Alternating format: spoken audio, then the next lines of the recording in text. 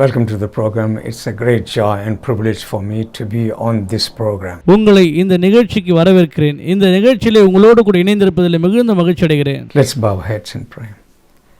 Heavenly Father, we come before you at this moment. Lord, as we come around your word, speak to us through your word. Let your word strengthen, encourage us, oh Father. Let your word challenge us and change us. In Jesus' precious name, Amen. அன்பின் பரலோக பிதாவே, உம்முடைய சமூகத்திற்கு வருகிறோம். உம்முடைய வார்த்தையோடு கூட எங்களோடு இடைப்படும் ஆண்டவரே. உம்முடைய வார்த்தையினால் எங்களை ஆசீர்வதியும். உம்முடைய வார்த்தை எங்களை பலப்படுத்தட்டும், எங்களை உற்சாகப்படுத்தட்டும், எங்களை சவால் விடட்டும் ஆண்டவரே. உம்முடைய வார்த்தை இந்த நாளில் நாங்கள் கற்றுக்கொள்ள, உம்முடைய சத்தியத்தை அறிந்து அதிலே நாங்கள் வாழ எங்களை ஒப்புக் கொடுக்கிறோம். இயேசுவின் நாமத்தில் பிதாவே, ஆமென். You know, usually when Christians face difficulty, they almost turn to psalms.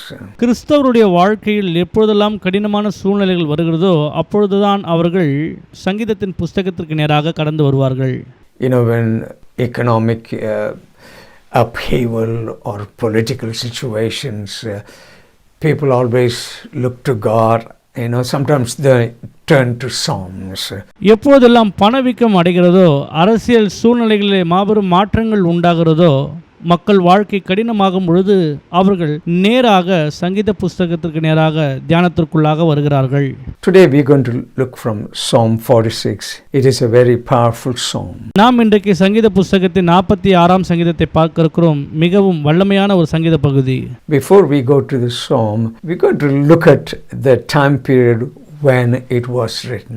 சங்கீத புஸ்தகத்திற்கு நேராக போவதற்கு முன்பதாக எப்போது எந்த காலத்திலே இது எழுதப்பட்டது என்பதை குறித்து நாம் இப்போது பார்ப்போம். In BC 701, King Sennacherib was the king of Assyria. BC 701ஆம் காலத்திலே அசிரியா தேசத்தின் மீது சனகரிப்பு ராஜாவாய் இருந்த அந்த தருணத்தில் he came against the king of Judah, who was King Hezekiah at that time. யூதா தேசத்தின் ராஜாவாகிய எசேக்கியாவுக்கு விரோதமாக இவர்கள் கடந்து வந்தார்கள். Assyrians were very barbaric people. அசிரியர்கள் மிகவும் மோசமான மனிதர்களாய் காணப்பட்டார்கள். You know, King Hezekiah was taught by prophet Micah and prophet Isaiah to trust in God and do the right thing.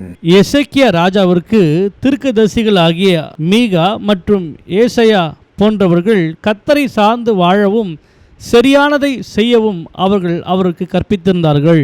We see when you read the portion of scripture, he led the people in a great revival.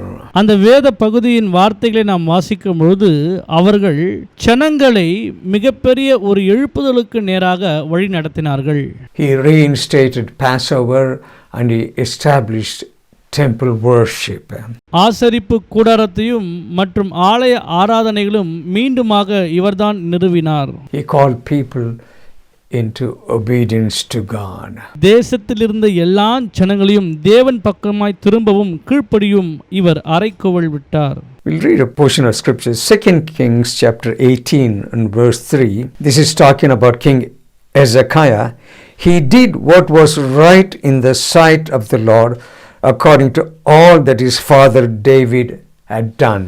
2 ராஜாக்களின் புஸ்தகம் 18ஆம் அதிகாரம் 3ஆம் வசனம். அவன் தன் தகப்பனாகிய தாவீது செய்தபடியெல்லாம் கர்த்தரின் பார்வைக்கு செம்மையானதை செய்தான். Verse 5, he trusted in the Lord God of Israel, so after him was none like him among all the kings of Judah, nor any who were before him. 5ஆம் வசனம். அவன் இஸ்ரவேலின் தேவனாகிய கர்த்தர் மேல் வைத்த நம்பிக்கையிலே அவனுக்கு பின்னும் அவனுக்கு முன்னும் இருந்த யூதாவின் ராஜாக்களில் எல்லாம் அவனைப் போல ஒருவனும் இருந்ததில்லை.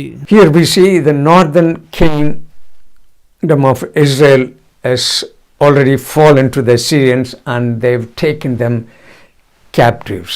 வட திசையில் இருக்கிறதான இஸ்ரவேல் மாகாணம் முழுவதும் இந்த அசிரியா ராஜாவின் மூலமாக கையளிக்கப்பட்டு அவர்களிடத்தில் சிறை கைதிகளாய் மாறிவிட்டார்கள். The Assyrian army marched towards the kingdom of Judah.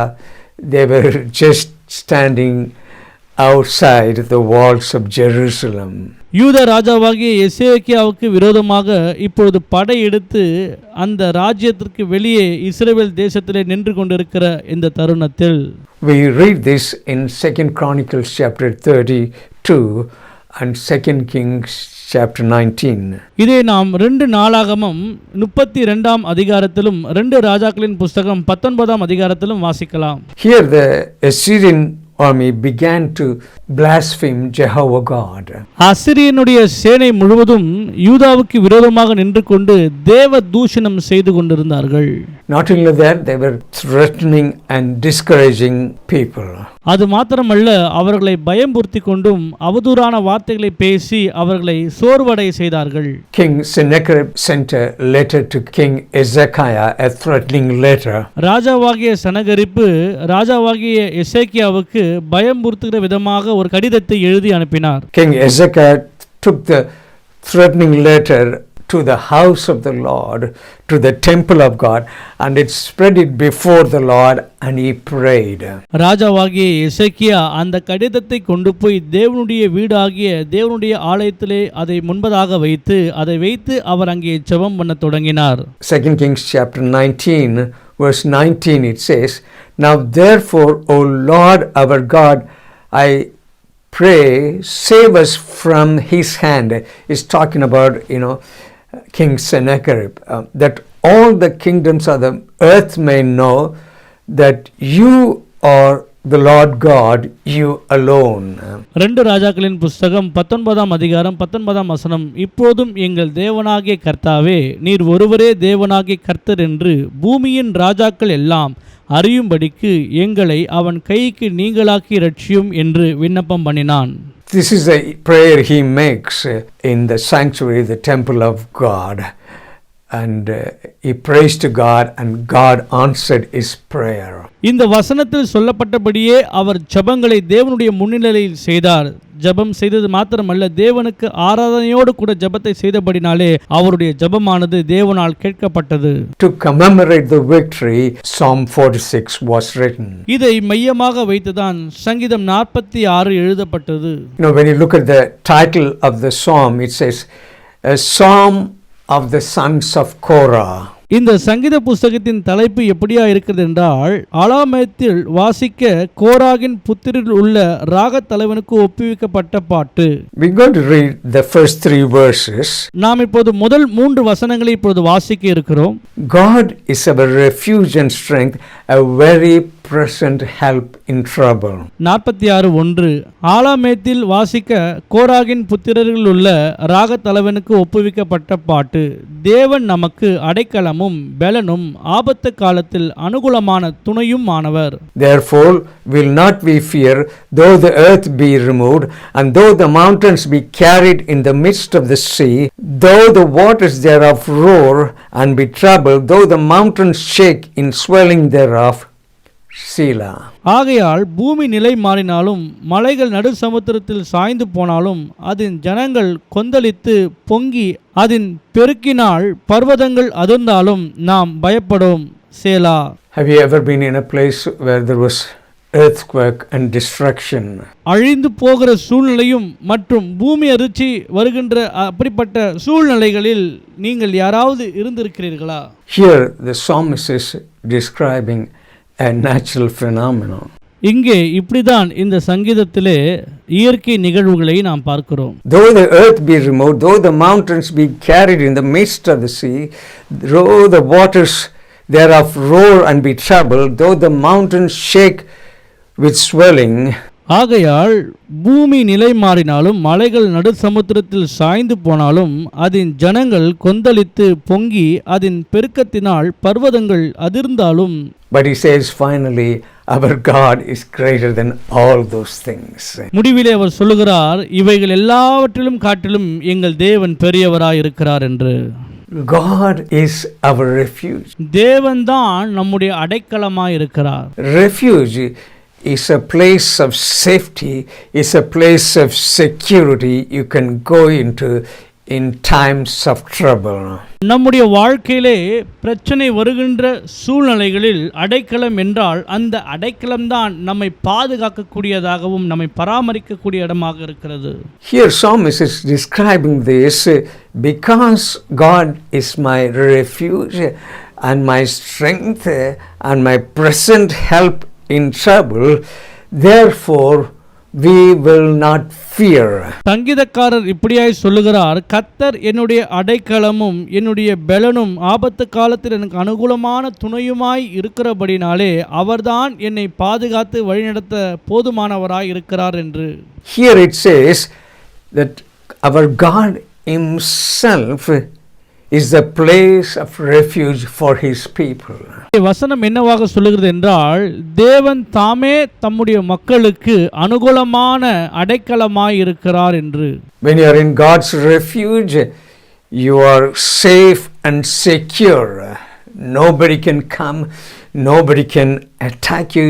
You will not feel anything that's happening outside. தேவன் உங்களுடைய அடைக்கலமாய் இருப்பார் என்றால் நீங்கள் மிகுந்த பாதுகாப்பான ஒரு இடத்திலே இருக்கிறீர்கள் என்று அறிந்து கொள்ளுங்கள். உங்களுக்கு விரோதமாக எப்படிப்பட்ட போராயுதங்களும் எப்படிப்பட்ட போராட்டங்களும் விரோதமான மனிதர்கள் வந்தாலும் அது ஒன்றும் உங்களுக்கு நடப்பதே தெரியாது. God told the Israelites to build cities of refuge. தேவன் இஸ்ரவேல் மக்களிடத்திலே சொல்லியிருந்தது என்னவென்றால், அடைக்கல பட்டணங்களை நீங்கள் நிறுவ வேண்டும் என்று கர்த்தர் சொல்லியிருந்தார். Here God is our refuge. God is a refuge for his people. It is safe and secure, and his refuge is timeless. இதில் நாம் பார்க்கும்போது தேவன் தான் தம்முடைய மக்களுக்கு அடைக்கலமாக இருக்கிறார். இந்த அடைக்கலமானது குறுகிய காலத்திற்கு என்று அல்ல, நித்தியமான அடைக்கலமாய் அவர் நமக்கு இருக்கிறார். பிரியமானவர்களே, Not only God is our refuge, God is strength for his people. தேவன் நமக்கு அடைக்கலமாய் இருக்கிறது மாத்திரமல்ல, தேவன் தான் நம்முடைய பலனுமாயும் இருக்கிறார். And then it says he is a very present help in trouble. அடுத்ததாக ஆபத்து காலத்தில் அனுகூலமான துணையுமானவர் என்று. It speaks about the closeness of God. God is closer to us than our trouble. இது எதை காண்பிக்கிறது என்றால், கர்த்தர் நம்முடைய ஆபத்து காலத்தில் நமக்கு மிகவும் அருகில் இருக்கிறவராய் காணப்படுகிறார். Here we see this portion speaks about God's provision for his people. வேத பகுதி என்ன பேசுகிறது என்றால், தேவனுடைய மக்களுக்கு தேவன் கொடுக்கிறதான நன்மைகளை குறித்து. See, whole world around you may be in chaos, but no evil will come near you because you are in God's refuge, God's fortress. முழு உலகமும் மோசமான பாதிப்புக்குள்ளாக இருந்தாலும் தேவனுடைய அடைக்கலத்துக்குள்ளாக இருக்கிற நமக்கு ஒரு தீங்கும் வராது, நாம் பாதுகாப்பாக இருக்கிறோம். Remember in Psalm 91 we see 1,000 shall fall at your side and 10,000 at your right hand, but it shall not come nigh thee. ஏனென்றால் சங்கீதம் 91:7 இப்படியாக சொல்லப்பட்டிருக்கிறது, உன் பக்கத்தில் 1000 பேரும் உன் வலதுபுறத்தில் 10,000 பேரும் விழுந்தாலும் அது உன்னை அணுகாது என்று. An example of God being a fortress and refuge.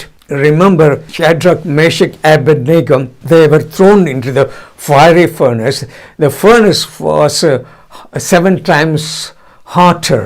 தேவன் நம்முடைய வாழ்க்கையில் அனுகூலமான அடைக்கலமாய் இருக்கிறார் என்று சொல்லும் பொழுது நினைத்து பாருங்கள், ஷாத்ராக், மேஷாக், ஆபேத்நேகு என்ற இந்த 3 வாலிபரை மாபெரும் அக்கினி சூளைக்குள்ளாக போட்ட பொழுது அந்த அக்கினி சூளையானது 7 மடங்கு அதிகமாக்கப்பட்டது. As they were thrown into the fiery furnace, they were walking in the furnace free, and not only that, there was no harm found on them. 7 மடங்கு அதிகமாக்கப்பட்டிருக்கிறதான அந்த அக்கினி சூளைக்குள்ளாக போடப்பட்ட பொழுது அவர்கள் அதிலே விடுதலையாய் உலாவிக் கொண்டிருந்தார்கள். அது மாத்திரமல்ல, அவர்களுக்கு எந்த விதமான பாதிப்பும் அதிலே உண்டாகவில்லை. As they came out of the furnace, they found out their clothes were not burnt, their hair was not singed, and there was not even the smell of fire on them. அவர்களை இந்த அக்கினி சூழலிலிருந்து வெளியே கொண்டு வந்த பொழுது அவர்களுடைய வஸ்திரங்கள் எரிந்து போகவில்லை, அவர்களுடைய தலையில் உள்ள மயிரெல்லாம் மாற்றப்படவில்லை, அவர்கள் மீது அந்த புகை வாசனை கூட வராமல் இருந்தது. பிரியமானவர்களே, when God is our refuge, you are in perfect peace, totally insulated from the external chaos. தேவன் நம்முடைய அடைக்கலமாக இருக்கிற பட்சத்தில் உலகத்தில் உண்டாகிறதான எல்லா போராட்டங்களுக்கும் பிரச்சனைகளுக்கும் நாம் விலகி இருக்கிறவர்களாக, அதிலிருந்து காரியங்கள் ஒன்றும் நம்மை தீண்டாமல் தேவன் நம்மை பாதுகாத்து கொண்டிருக்கிறார். Verse 4 is talking about a river.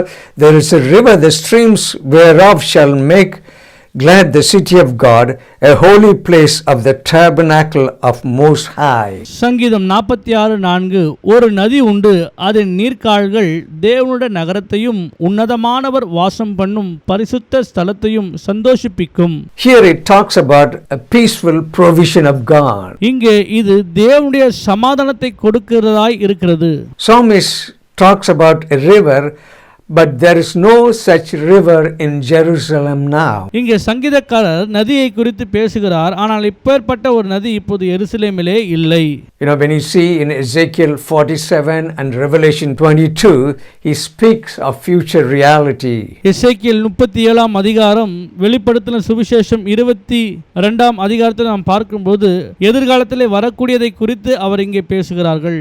This speaks about life-giving river flowing out of the sanctuary, the temple of God. தேவனுடைய ஆலயத்தின் மத்தியிலிருந்து வரக்கூடியதான அந்த ஜீவ நதியை குறித்து இங்கே அவர்கள் விவரித்து சொல்லியிருக்கிறார்கள். When you read about this, one stream will go all the way to the Dead Sea, and the waters will be healed. ஜீவன் நதியானது புறப்பட்டு போகிற அந்த சூழ்நிலையில் சவக்கடல் கூட குணமடையும் என்று நாம் பார்க்கிறோம். It says this river will make glad the city of God. இந்த நதியானது தேவனுடைய நகரத்தை சந்தோஷிப்பிக்கிறதாக இருக்கிறது. Can you see a peaceful picture psalmist is portraying? இங்கே நாம் பார்க்கிறோம், ஒரு சமாதானத்தின் படத்தை சங்கீதக்காரர் நமக்கு முன்பதாக கொண்டு வந்து நிறுத்துகிறார். Verse 5 it says, God is in the midst of her, she shall not be moved, and God shall help her, and that right early. 46:5 தேவன் அதன் நடுவில் இருக்கிறார், அது அசையாது, அதிகாலையிலே தேவன் அதற்கு சகாயம் பண்ணுவார். The heathen raged, the kingdoms were moved, he uttered his voice, the earth melted. 46:6 ஜாதிகள் கொந்தளித்தது, ராஜ்யங்கள் தத்தளித்தது, அவர் தமது சத்தத்தை முழங்க பண்ணினார், பூமி உருகி போயிற்று. He is talking about the city of God.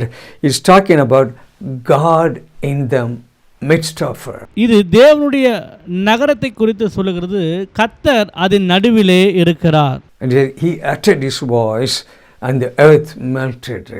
God speaking in the situation. கர்த்தர் தமது சத்தத்தை முழங்க பண்ணினார், பூமி உருகி போயிற்று என்று இங்கே எழுதியிருக்கிறது. Lord of hosts is with us, the God of Jacob is our refuge. Selah. 46:7 சேனைகளின் கர்த்தர் நம்மோடு இருக்கிறார், யாக்கோபின் தேவன் நமக்கு உயர்ந்த அடைக்கலமானவர். சேலா.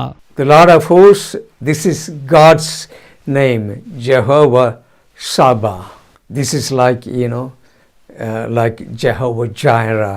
சேனைகளின் கர்த்தர் நம்மோடு இருக்கிறார் என்றால் யெகோவா ஷாபா என்று இதன் பொருளாகும். எப்படி யெகோவா ஈரே என்று நாம் சொல்லுகிறோமோ அது போல. In this verse 7, the Lord of hosts is with us, the God of Jacob is our refuge. The same is repeated in verse 11, but the word refuge, Hebrew word for refuge, is a little bit different from verse 1.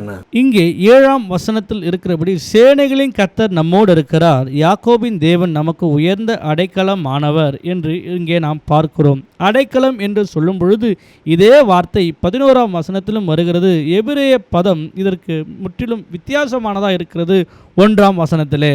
This word implies something of inaccessible height, a high fortress that cannot be penetrated.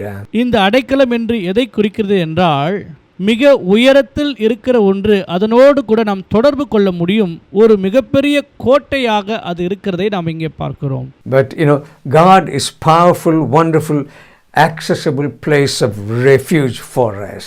தேவன் அதிசயமானவராகவும் மிகவும் அழகானவருமாகவும் நாம் எப்போதும் அவரை தொடர்பு கொள்ளக்கூடியவருமாகவும் நம்முடைய வாழ்க்கையில் அடைக்கலமாய் இருக்கிறார். If God will help Jacob, he will help you and me. தேவன் யாக்கோபுக்கு உதவியாகவும் அடைக்கலமாகவும் இருந்தார் என்றால் உங்களுக்கும் எனக்கும் அவர் அப்படியே இருக்கிறார். Verse 8 it says, "Come, behold the works of the Lord, what desolations he has made in the earth." 46:8 பூமியிலே பாழ்கடிப்புகளை நடப்பிக்கிற கர்த்தருடைய செய்கைகளை வந்து பாருங்கள். He maketh the wars to cease unto the ends of the earth. He breaketh the bow and cutteth the spear in sunder. He burneth the chariot in fire. 9 அவர் பூமியின் கடைமுனை மட்டும் யுத்தங்களை ஓய பண்ணுகிறார். வில்லை உடித்து ஈட்டியை முறிக்கிறார். ரதங்களை நெருப்பினால் சுட்டெரிக்கிறார். He speaks about the glory of God. He is mighty. God is mighty to enforce peace. இங்கே தேவன் மிகவும் வல்லமை உள்ளவராக சமாதானத்தை நம்முடைய வாழ்க்கையில் நடப்பிக்க பண்ணுகிறவராய் இருக்கிறார். So in this psalm, the first 9 verses, the sons of Korah are telling us about God and his greatness. இந்த சங்கீத புத்தகத்தின் 1 முதல் 9 வசனங்கள் வரையிலும் கோராவின் புத்திரர்கள் தேவனுடைய மகத்துவங்களை குறித்து பேசுகிறார்கள். But in verse 10, God is directly speaking to us in first person. வசனம் முதற்கொண்டு தேவன் தாமே நம்மிடத்தில் அவரை குறித்து பேசுகிறார். Verse 10, "Be still and know that I am God. I will be exalted among the heathen. I will be exalted in the earth." 46:10 நீங்கள் அமர்ந்திருந்து நானே தேவன் என்று அறிந்து கொள்ளுங்கள். ஜாதிகளுக்குள்ளே உயர்ந்திருப்பேன், பூமியிலே உயர்ந்திருப்பேன். This is a command. He says, "Be still and know that I am God." இது ஒரு கட்டளையாக தேவன் கொடுத்திருக்கிறார். அமர்ந்திருந்து நானே தேவன் என்று அறிந்து கொள்ளுங்கள் என்று. Be still is speaking about, relax, rest, or you can say surrender to God everything. Be still and know that I am God. இந்த வசனத்தில் தேவன் நமக்கு சொல்லுகிற காரியம் என்னவென்றால், நாம் அமர்ந்திருந்து இளைப்பாரி அல்லது தேவனிடத்திலே முற்றிலுமாய் நம்மை ஒப்பு கொடுத்து அவரே தேவன் என்று நாம் அறிந்து கொள்ள வேண்டும். பிரியமானவர்களே, The last verse, "The Lord of hosts is with us, the God of Jacob is our refuge." Selah. 46:11 சேனைகளின் கர்த்தர் நம்மோடு இருக்கிறார். யாக்கோபின் தேவன் நமக்கு உயர்ந்த அடைக்கலமானவர். In order to be protected, we have to be in God's refuge. நாம் பாதுகாக்கப்பட வேண்டும் என்றால் தேவனுடைய அடைக்கலத்திற்குள்ளாக இருக்க வேண்டும். Or when there is trouble, you have to run to the refuge of God where you can be protected from the attacks of whatever happens outside of the evil one. அல்லது நம்முடைய வாழ்க்கையிலே உபத்திரவங்கள், போராட்டங்கள் வரும்போது நாம் அந்த அடைக்கல பட்டணத்திற்குள்ளாக நேராக ஓடி அதிலே நாம் அமர்ந்து கொள்ள வேண்டும். அப்படி நாம் அந்த அடைக்கலத்திற்குள்ளாக இருக்கும்போது வெளியே உண்டாகுகிறதான எந்த பாதிப்புக்கும் நாம் உள்ளாகாமல் சந்தோஷமாய் உள்ளே இருக்க முடியும். See, if we wander outside the range of the refuge of God, we will experience serious trouble in life. நாம் இந்த அடைக்கல பட்டணத்தை விட்டு வெளியே போக விரும்பினால் நம்முடைய வாழ்க்கையில் பிரச்சனைகளும் போராட்டங்களும் தவிர்க்க முடியாத ஒன்றாக இருக்கும். I want to tell you a story of hen and chicks. நான் உங்களிடத்திலே ஒரு சிறிய கதையை பகிர்ந்து கொள்ள வேண்டும் என்று விரும்புகிறேன். ஒரு கோழியும் அதனுடைய குஞ்சுகளையும் குறித்து. Probably you would have seen the hen and chicks, they go out in the field. When the mother hen, feels there is danger for her chicks, she makes a sound. All of them come into her and find refuge under her wings.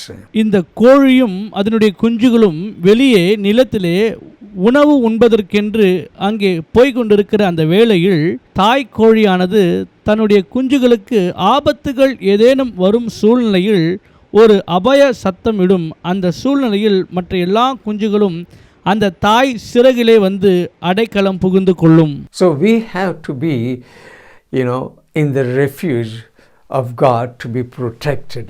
நாம் தேவனை நம்முடைய அடைக்கலமாய் கொண்டிருந்து அதற்குள்ளாக இருக்கும் பொழுதுதான் பாதுகாப்பாக இருக்க முடியும். We cannot wander outside the range of the refuge of God and we will not hear God. தேவனுடைய அடைக்கலத்திற்கு வெளியாக நின்று தேவனுடைய சத்தத்தை நம்மால் கேட்க முடியாது. I remember when I was a little boy, we used to play in the playground not far from a house. When it was evening time, about 6 p.m. or so, our mother would call us and we have to come for prayer and after that, to study and everything. எனக்கு நன்றாக ஞாபகம் இருக்கிறது. என்னுடைய சிறு பிரயாணத்திலே விளையாடும்படி வீட்டிற்கு வெளியே இருக்கிறதான மைதானத்திலே நாங்கள் போய் விளையாடுவோம். அந்த மைதானமானது வீட்டில் அருகாமையிலே இருந்ததாக இருக்கிறது. அங்கே விளையாடி கொண்டிருக்கும் பொழுது ஏறத்தாழ ஒரு 6 மணி ஆகும் பொழுது எங்களுடைய தாயானவர்கள் எங்களை கூப்பிடுவார்கள். அந்த நேரத்திலே நாங்கள் மீண்டுமாக வீட்டிற்குள் வந்து பின்பதாக இருக்கிறதான பாட புத்தகங்களை நாங்கள் படிப்போம். So we have to be in the range where we can hear our mom, otherwise, we will be in trouble. நாம் எப்பொழுதுமே அந்த அடைக்கலத்திற்கு மிகவும் அருகாமையிலே இருக்க வேண்டும். அப்பொழுதுதான் நம்முடைய தாயானவர்கள் கூப்பிடும் பொழுது நம்மால் கேட்டு உடனே அந்த அடைக்கலத்திற்குள்ளாக வர முடியும். So we have to be within the range to hear from God. நாம் எப்பொழுதும் தேவனுக்கு அருகாமையிலே இருக்க வேண்டும். அப்பொழுதுதான் தேவனுடைய சத்தத்தை நம்மால் கேட்க முடியும். So when the trouble comes, we can run into the safety and the security of the refuge of God. ஆபத்து நம்முடைய வாழ்க்கையில் வரும் பொழுது அப்பொழுதுதான் நாம் மிக விரைவாக அந்த அடைக்கலத்துக்குள்ளாக பாதுகாப்புக்காக நாம் ஓட முடியும். Martin Luther, when he was discouraged or in difficult times, he would sing Psalm 46. Martin Luther என்று சொல்லக்கூடிய அவர் தன்னுடைய வாழ்க்கையில் கடினமான சூழ்நிலைகளில் அவர் சங்கீதத்தின் புஸ்தகமாகிய 46 வாசிப்பாராம். Are you in the middle of a crisis, or maybe you're experiencing loneliness, family problem, marriage situations, job situation, health problems? What is your need today? இன்றைக்கு உங்களுடைய வாழ்க்கையின் தேவை என்ன? திருமண பந்தத்திலே பிளவுகளா? பொருளாதாரத்திலே மிகவும் நலிந்திருக்கிறீர்களா? குடும்பத்திலே பிரச்சனைகள் காணப்படுகிறதா? இன்றைக்கு உங்களுடைய வாழ்க்கையின் தேவை என்ன? Only God can meet your need. தேவன் மாத்திரமே உங்களுடைய தேவைகளை சந்திக்க போதுமானவராய் இருக்கிறார். We look at the word, be still and know that I am God. I will be exalted among the heathen. I'll be exalted in the earth. நாம் பார்த்தோம், நீங்கள் அமர்ந்திருந்து நானே தேவன் என்று அறிந்து கொள்ளுங்கள், ஜாதிகளுக்குள்ளே உயர்ந்திருப்பேன், பூமியிலே உயர்ந்திருப்பேன் என்று கர்த்தர் சொன்னார். In the case of Hezekiah, he went into the temple and he spread the letter that King Sennacherib sent, and he prayed and God answered. ராஜாவாகிய எசேக்கியா தேவனுடைய ஆலயத்திற்கு சென்று சனகரிப்பு தனக்கு கொடுத்திருந்ததான அந்த அபாய கடிதத்தை வைத்து தேவன் முன்னிலையிலே அவன் ஜெபம் பண்ணினான். அப்பொழுது அவனுடைய ஜெபத்திற்கு பதில் வந்தது. The Assyrians were outside to invade Jerusalem and kill all the women and children and also the men. அசிரியர்கள் படை திரண்டு எசேக்கியா ராஜாவுக்கு விரோதமாக வெளியே நின்று கொண்டிருக்கிறார்கள். எல்லா ஜனங்களையும் அவருடைய பிள்ளைகளையும் கொன்று போடும்படியாக. Hezekiah prayed, God answered his prayer. எசேக்கியா ஜெபித்தார், அந்த ஜெபத்திற்கு தேவன் பதில் அளித்தார். 2 Kings chapter 19 and verse 35, and it came to pass that night that the angel of the Lord went out and killed in the camp of the Assyrians 185,000, and when people arose early in the morning, they were all dead corpses. 2 ராஜாக்களின் புஸ்தகம் 19ஆம் அதிகாரம் 35ஆம் வசனம். அன்று ராத்திரியிலே சம்பவித்தது என்னவென்றால், கர்த்தருடைய தூதன் புறப்பட்டு அசீரியரின் பாளையத்தில் 185,000 பேரை சங்கரித்தான். அதிகாலமே எழுந்திருக்கும் பொழுது இதோ அவர்கள் எல்லோரும் செத்து பிரேதங்களாய் கிடந்தார்கள். What a distraction. One angel was sent and he killed 185,000 ferocious soldiers. எப்பேற்பட்ட அழிவு என்பதை பாருங்கள். ஒரே ஒரு தேவதூதர் வந்து 185,000 பேரை சங்கரித்து போட்டார். So what happened? Sennacherib, he did not even, do anything. He went back to his country. என்ன நடந்தது என்று உங்களுக்கு தெரியுமா? சனகரிப்பு ராஜா அவன் ஒன்றுமே செய்யவில்லை. அவன் மீண்டுமாக அவனுடைய தேசத்திற்கு புறப்பட்டு போய்விட்டான். He went back totally, utterly defeated. அவன் முற்றிலுமாக தோற்கடிக்கப்பட்டவனாக கடந்து போய்விட்டான். One angel killed 185,000 soldiers. ஒரே ஒரு தேவதூதர் 185,000 இராணுவ வீரர்களை கொன்று போட்டுவிட்டார். God is a refuge and strength and a very present, abundant, overwhelming help in trouble. That's what it says, be still and know that I am God. I'll be exalted among the heathen. I'll be exalted in the earth. தேவன் நமக்கு அடைக்கலமும் பெலனும் ஆபத்து காலத்தில் அனுகூலமான துணையும் ஆனவர். சேனைகளின் கர்த்தர் நம்மோடு இருக்கிறார். நீங்கள் அமர்ந்திருந்து நானே தேவன் என்று அறிந்து கொள்ளுங்கள். ஜாதிகளுக்குள்ளே உயர்ந்திருப்பேன், பூமியிலே உயர்ந்திருப்பேன். One angel showed up. Maybe you need one. Maybe you need a word from God that can change your situation. ஒரே ஒரு தேவதூதர், ஒரே ஒன்றுதான். உங்களுடைய வாழ்க்கையிலே இன்றைக்கு ஒரு வார்த்தை தேவைப்படுவதாக இருக்கலாம். அந்த ஒரு வார்த்தை உங்கள் வாழ்க்கையை மாற்றக்கூடியதாக இருக்கும். What is your need today? உங்களுடைய வாழ்க்கையின் தேவை இன்றைக்கு என்ன? How do you want God to show up in your life? எப்படி உங்கள் வாழ்க்கையிலே தேவன் வெளிப்பட வேண்டும் என்று இருக்கிறீர்கள்? We were talking about refuge of God. நாம் தேவனுடைய அடைக்கலத்தை குறித்து பேசிக் கொண்டிருக்கிறோம். God can only be our refuge தேவன் ஒருவர் மாத்திரமே நம்முடைய அடைக்கலமாக இருக்க முடியும். if we know Lord Jesus Christ as our personal Savior. Do you know Him as your personal Savior? If not, I will lead you in prayer. ஆண்டவராகிய இயேசு கிறிஸ்து உங்களுடைய சொந்த இரட்சகராக இருக்கிறாரா? அப்படி இல்லை என்றால் நான் உங்களை இரட்சிப்பின் ஜெபத்திற்குள்ளாக நடத்திருக்கிறேன். Father God sent His Son. He died for us on the cross of Calvary. He took our sins and sicknesses upon Himself. And He died in your place and my place. பிதாவாகிய தேவன் தம்முடைய ஒரே பேரான குமாரனை நமக்காக இந்த பூமியிலே அனுப்பினார். அவர் நம்முடைய பாவங்களை எல்லாம் ஏற்று நம்முடைய ஸ்தானத்திலே நமக்காக மரித்து 3ஆம் நாளிலே உயிரோடு எழுந்தார். Small prayer. Please repeat it after me. ஒரு சிறிய ஜெபம் என்னோடு கூட சேர்ந்து இந்த ஜெபத்தை சொல்லுங்கள். Heavenly Father, I come to you in the name of Jesus. அன்பின் பரலோக பிதாவே, உம்முடைய குமாரனாகிய இயேசுவின் நாமத்தினாலே உம்முடைய சமூகத்திற்கு வருகிறோம். I realize I am a sinner. Please forgive me of my sins. Cleanse me of all my unrighteousness. இயேசுவே, நான் ஒரு பாவி என்று உணர்கிறேன். என்னுடைய பாவங்கள் எல்லாவற்றையும் நீர் கழுவி என்னை பரிசுத்தப்படுத்தும். என்னை உம்முடைய நீதியினால் நீதிமானாக்கும். Lord Jesus, come into my life and be my Lord and Savior. In Jesus' mighty name, Amen. இயேசுவே, நீர் என்னுடைய வாழ்க்கையிலும் என் இருதயத்திலும் மாறும். உம்மை நான் என்னுடைய ஆண்டவராக இரட்சகராக ஏற்றுக்கொள்கிறேன். இயேசுவின் நாமத்தில் பிதாவே, ஆமென். Loving Heavenly Father, we thank you. Lord, we heard your word, that you are our refuge, that you are our strength. You are our very present, abundant and overwhelming help in time of need. அன்பின் பரலோக பிதாவே, உம்முடைய சமூகத்திற்கு மீண்டுமாக வருகிறோம். உம்முடைய வார்த்தையை கேட்கும்படியாக செய்து நீர்தான் எங்களுடைய வாழ்க்கையின் அடைக்கலமாக இருக்கிறீர். எங்களுடைய எல்லா ஆபத்தான சூழ்நிலையில் தேவையின் மத்தியிலே நீர் எங்கள் வாழ்க்கையில் போதுமானவராக இருக்கிறீர்.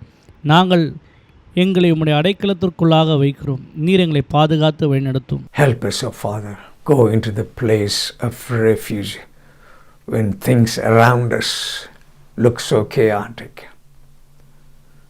enjoy this safety and security of your refuge. ஆண்டவரே, உம்முடைய அடைக்கலத்திற்குள்ளாக வருவதற்கு எங்களுக்கு உதவி செய்யும். எங்கள் வாழ்க்கையில் பிரச்சனைகள் பெருகும் பொழுது, போராட்டங்கள் வரும் பொழுது உம்முடைய அனுகூலமான அடைக்கலத்திற்குள்ளாக இருந்து பாதுகாக்கப்பட எங்களுக்கு உதவி செய்யும். Lord, maybe there are people going through problems, situations. We heard and read about how one angel turned up and killed about 185,000 soldiers. ஆண்டவரே, உம்முடைய ஜனங்கள் அநேக தேவையில் இருப்பார்கள். சூழ்நிலைகள் மோசமாக இருக்கலாம். எல்லாவற்றையும் மாற்ற ஆண்டவரே, நீர் உம்முடைய தேவ தூதரை அனுப்பி 185,000 பேரை மடங்கடித்திரே. Probably there may be someone who needs a word from heaven. As you said, oh Father, help that person to be still and know that you are God. Lord, we give you all the glory. Meet every need of Father, Lord. Break every bondage. Lord, financial and Lord, if there is a health need, meet their need right now. In Jesus' precious name, Amen. இயேசுவே, உம்முடைய ஜனங்களுடைய வாழ்க்கையில் இருக்கிறதான தேவைகள், சூழ்நிலைகள், வருத்தங்கள், பாரங்கள் எல்லாவற்றையும் நீக்க நீர் போதுமானவராயிருக்கிறீர். ஆண்டவரே, கடினமான சூழ்நிலைகளிலே நீர் உம்முடைய பிள்ளைகளை உம்முடைய அடைக்கலத்திற்குள்ளாக வைத்து உமக்குள்ளாக அவர்களை மறைத்து உலகில் உண்டாகிற எல்லா தீமைக்கும் கர்த்தர் விலக்கி பாதுகாத்து கொள்ள முடியாது ஜெபிக்கிறேன். இந்த சத்தியத்தை கேட்டு இந்த சத்திய வார்த்தைகள் அவர்கள் வாழ்க்கையில் நடைபெற கர்த்தர் நீர் உதவி செய்யும். அவர்களை ஆசீர்வதியும், பெரிய காரியங்கள் செய்யும். இயேசுவின் நாமத்தில் பிதாவே, ஆமென்.